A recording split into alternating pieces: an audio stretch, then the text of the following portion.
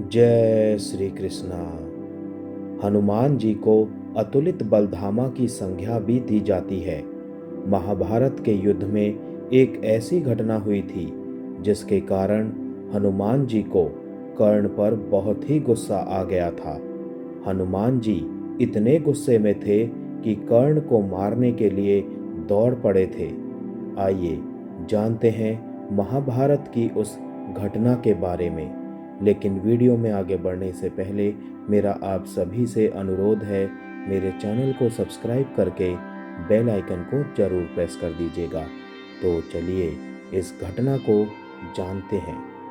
महाभारत की असंख्य कहानियों से आज भी कुछ न कुछ सीखने को मिलता है। जैसे महाभारत के युद्ध में रणभूमि पर कुछ ऐसे योद्धा भी थे जो बहुत ही बलशाली थे, लेकिन उन्होंने शस्त्र नहीं उठाए। श्री कृष्ण के अलावा हनुमान जी का नाम भी कुरुक्षेत्र की रणभूमि पर मौजूद उन बलशाली योद्धाओं में शामिल किया जाता है जो अगर रणभूमि पर शस्त्र उठा लेते तो एक साथ अनगिनत योद्धाओं को मार देते। लेकिन फिर भी उन्होंने युद्ध नीतियों पर चलते हुए अपनी शक्तियों का प्रदर्शन नहीं किया। हनुमान जी से यह सीखा जा सकता है कि बलशाली होकर भी कैसे विनम्र और अनुशासन में रहा जा सकता है। हनुमान जी से महाभारत की एक कहानी भी जुड़ी हुई है। इस कहानी के अनुसार कुरुक्षेत्र की रणभूमि पर एक ऐसा समय भी आया था जब हनुमान जी को इतना गुस्सा आ गया था कि वो कर्ण को मारने के लिए उसकी तरफ दौड़ पड़े थे। महाभारत की कहानी के अनुसार कुरुक्षेत्र के युद्ध में श्री कृष्ण अर्जुन के सारथी बने थे।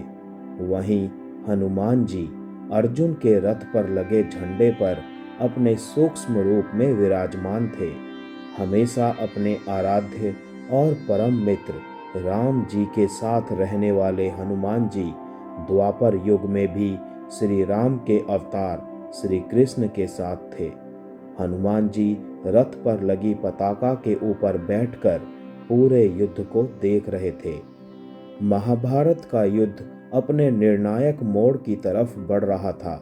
कुरुक्षेत्र की रणभूमि पर कई योद्धा वीर गति को प्राप्त हो चुके थे। कर्ण को अर्जुन की तरह ही एक महान योद्धा माना जाता है।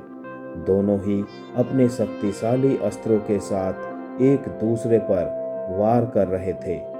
अर्जुन के पास धनुष गांडीव था तो कर्ण के पास विजय नाम का धनुष था। कर्ण और अर्जुन दोनों भाई थे। दोनों की मां एक ही थी, लेकिन फिर भी दोनों अलग अलग पक्षों से लड़ रहे थे। कर्ण ने दुर्योधन से मित्रता के कारण दुर्योधन के पक्ष को चुना था। अर्जुन और कर्ण एक दूसरे पर बाणों की वर्षा कर रहे थे। अर्जुन जब कर्ण की तरफ तीरों से प्रहार करते थे तो कर्ण का रथ 25 से 30 कदमों की दूरी पर पीछे खिसक जाता था। वहीं कर्ण के बाणों के प्रहार से अर्जुन का रथ 2 या 3 कदम पीछे ही खिसकता था। अर्जुन का रथ जब जब पीछे खिसकता था तो श्री कृष्ण के चेहरे पर मुस्कान आ जाती थी और वो कर्ण की प्रशंसा करने लगते थे।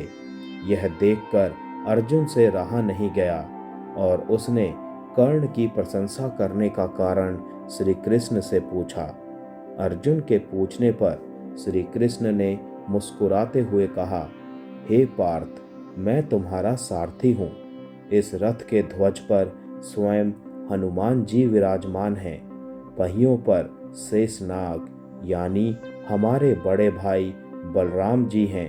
तुम इतने बड़े धनुर्धारी हो, लेकिन ये सब शक्तियां होने के बाद भी अगर कर्ण अपने प्रहार से तुम्हारे रथ को 2 से 3 कदम पीछे हटाने में भी सफल हो जाता है तो सोचो कि कर्ण कितना बलवान होगा। श्री कृष्ण की यह बात सुनकर अर्जुन को कर्ण जैसे योद्धा की शक्तियों का ज्ञान हुआ।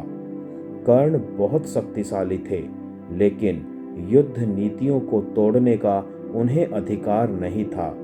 कर्ण ने जब देखा कि अर्जुन पर लगातार प्रहार करके भी वो अर्जुन का कुछ नहीं बिगाड़ पा रहे हैं, तो उन्होंने गुस्से में कई तीर एक साथ चलाने शुरू कर दिए।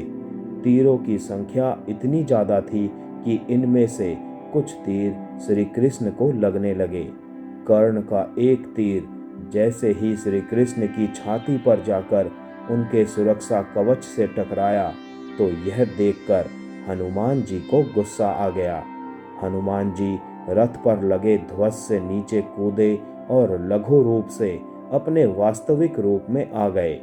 हनुमान जी को क्रोध में देखकर कर्ण ने धनुष को रथ पर रखा और क्षमा याचना करते हुए हाथ जोड़ लिए। श्री कृष्ण ने जब हनुमान जी को इतने क्रोध में देखा, तो उन्होंने हनुमान जी को अपनी तरफ देखने के लिए कहा, जिससे कि उनका क्रोध नियंत्रित हो जाए। हनुमान जी ने श्री कृष्ण की बात मानकर जब उनकी तरफ देखना शुरू किया, तो अपने आराध्य को देखकर हनुमान जी का गुस्सा शांत हुआ, वरना हनुमान जी अपनी दृष्टि से ही कर्ण को भस्म कर देते। जय श्री कृष्ण।